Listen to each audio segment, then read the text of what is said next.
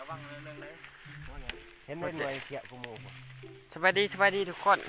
วันนี้เอามาเที่ยวสวนชมฤทธิ์ของไอที่ของช่องหนึ่งตอนนี้เรากำลังยางมากกำลังหอดสวนมาเก็บบักพุงนะมาลุงมาละกอ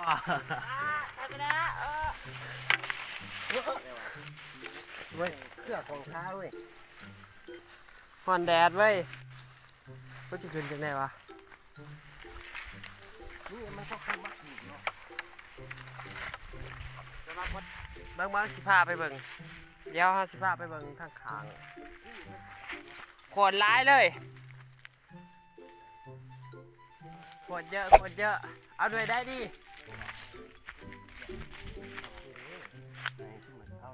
ด้วยได้ดิมาลุงมาคุงลายคล้ายจักพันนี่เขาทำเสร็จก็ยังคล้ายกับสำหรับมวยพวกนี้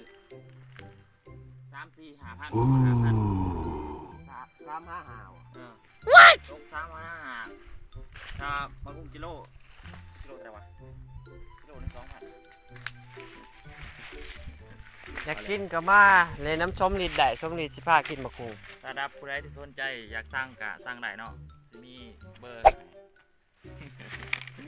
ข้าผู้ใดอยากกินพี่กับมาหาส้มลิดโดยตรงแบบพวกไข่นี่แบบพวกคอยนี่รอไปวันมีแต่ก็มาคุงแถวนี่เอาเลยได้เอาเลยได้เอาหน่อยได้ดีปรึกษาตัวนี้เนาะเอาไปปลาตัวไหนเอาเป็นว่าเชียเอาหน่อยนี่เอาด้วยเว้ยมีน้ำเมาเอาพอใส่มีปาดกินอยู่นี่เลยป่ะอันหน่อยก็ได้กะจิปาดกินเอาแล้วนะมีแต่นัวชุกแล้วเอามีดนี่มือเห็นเหม็นเลยตัดเนื้อเป็นแบบนี้ใช่ว้าวอยู่บ้านเฮานี่บ่มีพายได้เชียวเอ้ยเดี๋ยวโอ้กุ๊กสูงเชียวเป็นเกลือจะใจว่ากุ๊กสูงเชียวหมดจักไทยพวกมาขึ้นมาแค่ทิ้งมาต้นหลังก็ขาดปลากระทินส้มไปเอาไปแคบเอาได้กูถ่ายวิดีโอไว้รอไหมครับรอทานกินแล้วเนาะจะเยี่ยมมาแสบเราคุณกินพูดตอนหน่อยเด้อของพี่กินของป่าโอ้ข้อที่ยังมีของอยู่ในป่าเฮ้ยเอาไหนมันออกก็เอาออกเองกันซอยตัวเองลูกเอากูมือเดียวจับโทรศัพท์นี่เห็นบ่เอาเห็นบ่ทุกคนอยากกินของพี่ต้องมาหาสมฤทธิ์อยากกินของเชียร์เงินมาหาแชนดี้เดี๋ยวแชนดี้เชียร์พาเอาเงินหลวงดองมาจ่ายให้แส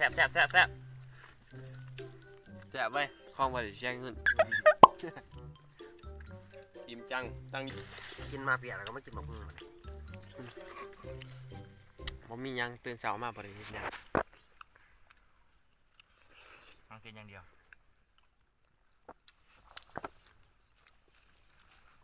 แถวนี้มันเป็นสวนเบิดบ่วะเป็นสวนเป็นล็อกกว้างดอกนี่สวนไผ่สวนมันบ่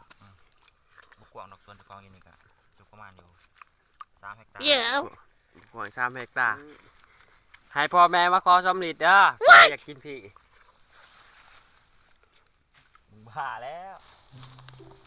มุนลายบอกเขาทำมีงัวควายมีแต่งัวควายบ่มีบอกงงไก่เด็ดงง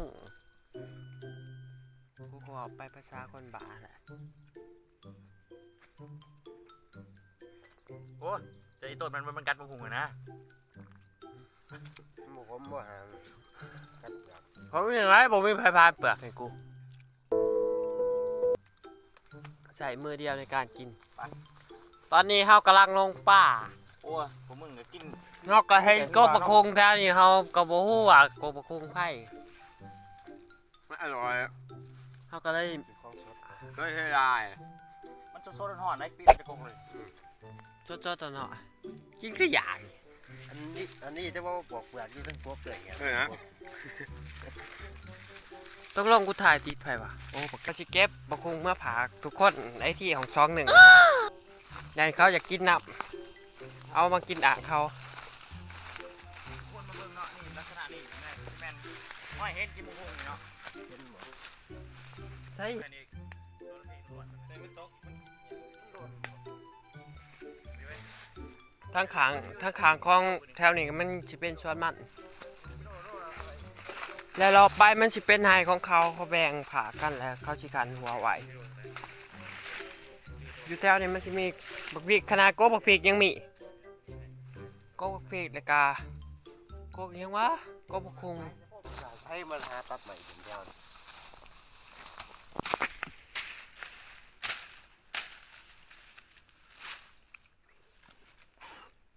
ยันเปื้อนยันเปื้อน เช็ดนี่ที่นี่มีแต่อัน นี่เนาะมุ้งกิโล ต้น นี่ หรือว่าแต่จะไป มุ้งกิโลนี่มันลักษณะสิเป็นแบบนี้เนาะ เนื้อลายเนาะมันเนื้อลา บัก ย คุงกิโลบักคุงเนื้อบอกเขา มุ้งสี บักคุงชีน เป็นลายเนื้อลาย เอาไปขายนี่เขาอยู่บ้านเฮานี่เฮาบ่ชื่อ ผู้ใดสนใจหรือว่าผู้ใดอยากได้มุ้งก็กินบล็อกมาเลยเนาะ ใส่บ้าง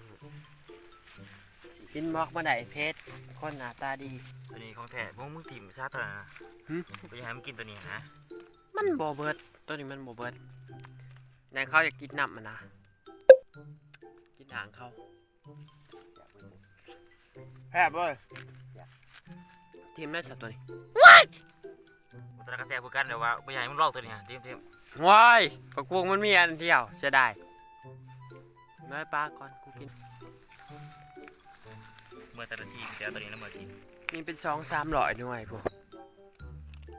โอ้200-300หน่วยบอกอะไรจะได้มีแต่ต้นกู200-300ต้นกูแห้งเลย ต้นก็2-300ต้น นี่มันแค่สิ่งหนึ่งของสวนนี่ ขนาด อย่างต้นเสริม ย่างกูต้องได้ชุดสำนาลักษณะของมะคุงเปลือกนอกมันมีสีแดงข้างในมันมีสีสมตัวนี้บ่แสบแกงทิมโรด นี่เอาตัวนี้แสบ จะบอกยังไง มันก็สีแดงคือกันเนาะมันคือบ่แสบก็ต้องมากินเองเลยจ้ะพอกินข้าวมากคนเฮาต้องทายเอาตัวนี้ให้เขาหยาคือกันเอาตอนนี้เรากำลังอยู่ในป่า ตามักซึ่งวะ ป่าบักคุ้งอยู่ในอีกอย่างอยู่ในแดนต้นมะละกอ นั่นก็คือปลา ตัวว่าเขาเห็ดหัวกันเมียน ชาวบ้านเขา ร้องหัว ชาวบ้านเขาล้อมหัวเมียน ลงพ่อไว้ แล้วเฮากระบจักสีออก ลงป่าหลายเดือนแล้วกินแต่บักคุ้ง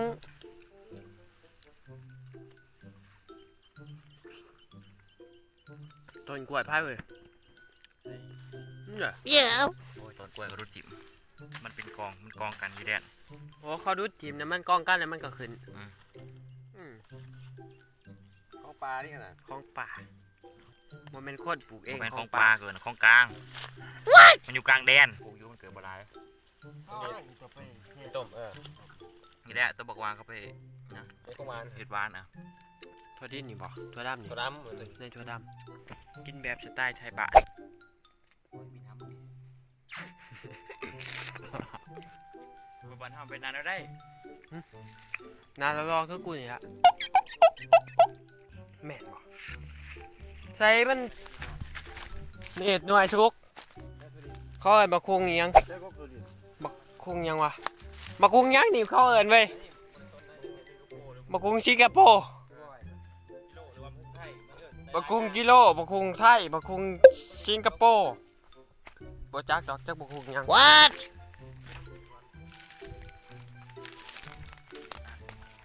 โอ๊ยน้ำแซ่บบักคุงตำแซ่บชักแล้วตัวนี้อันนี้กะบักคุงเนื้อนี่อยู่บ้านเฮานี่เขาบอกกินแบบนี้มันบ่มี เขากินแต่บักคุงหน่วยน้อยๆยาวๆตัวเฮากลายมากพู มันอยู่บ่ เ หน่วยประมาณแบบนี้นี่หน่วยน้อยๆนี่ประมาณนี้ เอาสิเก็บไปตามนอกมาเลย หนึ่งได้หน่วยได้หนึ่งได้หน่วยได้ก็อยากเอาปลาประคุงล้วนๆแล้วว่าไปไทยดีกว่า ตามนอน ตรงไป หมดเลยเนาะ เขามีลายกก แซมมารีวิวตัวนี้แซม ตัวใด นี่ อีหยังที่เรื่องๆครับปอนออกมาประคุงแปลกประหลาดแดดไปตอนนี้เขากำลังอยู่ในกบประคุงที่ยัง ขนาดที่สุด ที่แปลกประหลาดที่สุดเห็นบ่เห็นบ่ สีเขียวมาก กำลังชุกถึงพอดีงามพอดีกิน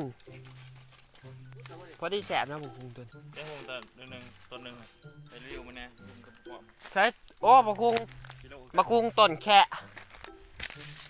ไปทางไหนเลยวะ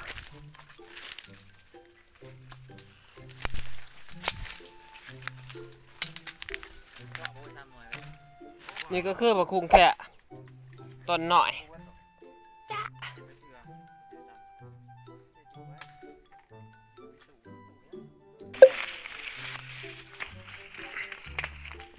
ปิดคลิปสำหรับผู้ใดอยากมาเล่นของช่วงนี้ก็สามารถมาเล่นได้และอย่าลืมกดติดตามเพจในเด้อกับ YouTube เอาดูจากไหนชวนเขามาชวนเขามาอยากชวนตัวเองเนี่ยตี สำหรับผู้ใดที่บ่เคยมาลินกายางมาลินกามาลินได้เนาะฝากกดติดตามและกดไลค์กด Subscribe กดสิไข่ใบสไลด์ประกูดและกดกระตามให้แน่และสิมีหลายๆอย่างเฮาที่พาเข้าไปลินนี่เนาะถ้าผู้ใดอยากไปเบิ่งกะเข้ามาเบิ่งได้เนาะ